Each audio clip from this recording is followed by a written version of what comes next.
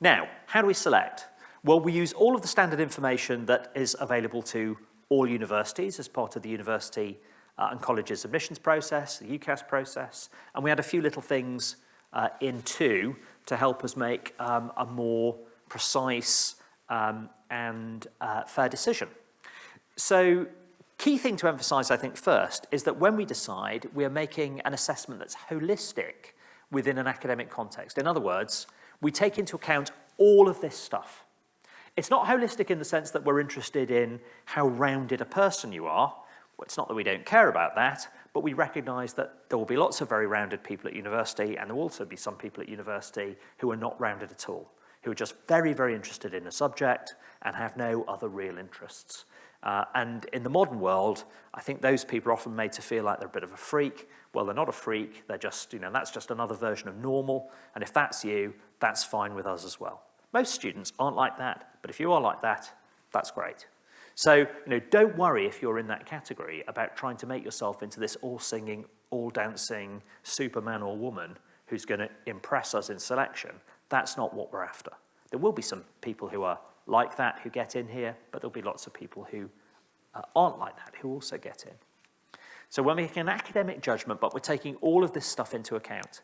And there is no single thing here that dominates. There are probably one or two things that are a bit more important. So overall, I would say your exam results, your reference from your school or college, and in many arts and humanities subject, the written work that you send in alongside how you're doing our admissions assessment or test can be a factor. Sometimes interviews, but as I'll explain, interviews are less important generally than people tend to assume. So it's not the case that you get through all of this stuff, you get to interview, and then interview decides it.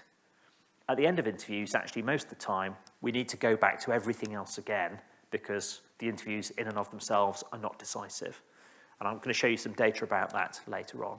So just to break this stuff down in a little bit more detail, the most important thing, as I said earlier, is your predictions, how you're going to do as you leave school. We'll look at those results, and indeed your GCSE results in particular, within context. So the context of your school. The school or college that you're at will have a heavy bearing upon how well you do. What we're interested in is how well you're doing within your context. And we have measures, particularly around GCSEs, that allow us to see how good you were within your cohort, as well as how good you are compared with students who are at other schools and colleges. So that means that there's no absolute standard in respect of GCSEs. There are people who get into Cambridge with no A stars or 8 or 9 grades at GCSE. Most people get in will have a mix of good grades, but there is no minimum. We're much more focused upon your grades as you're leaving school. Your reference, what are we looking for there? Well, ultimately, we trust your teachers. They know you well. They've been teaching you for a minimum of 12 or 14 months at the point at which we're assessing you. In many cases, they'll have been teaching you for longer than that. They have a very good sense of you, and we believe what they say. We particularly are struck by references that talk about how well you do within your cohort or how well you've done within the career experience of your teachers in relevant subjects that enable us to see that you're absolutely the very best.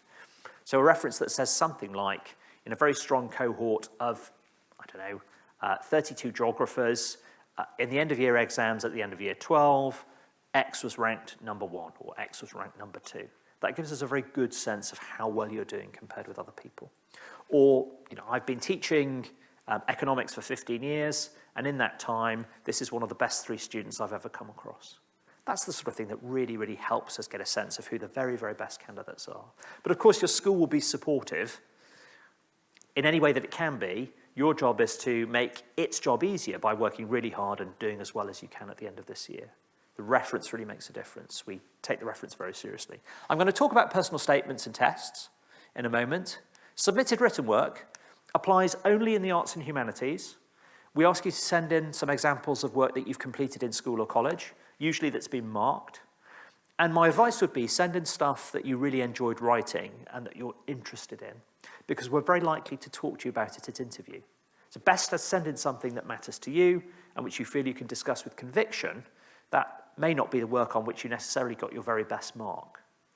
So written work can be important. We're looking for how well you argue, how well you evidence, structure, this sort of thing.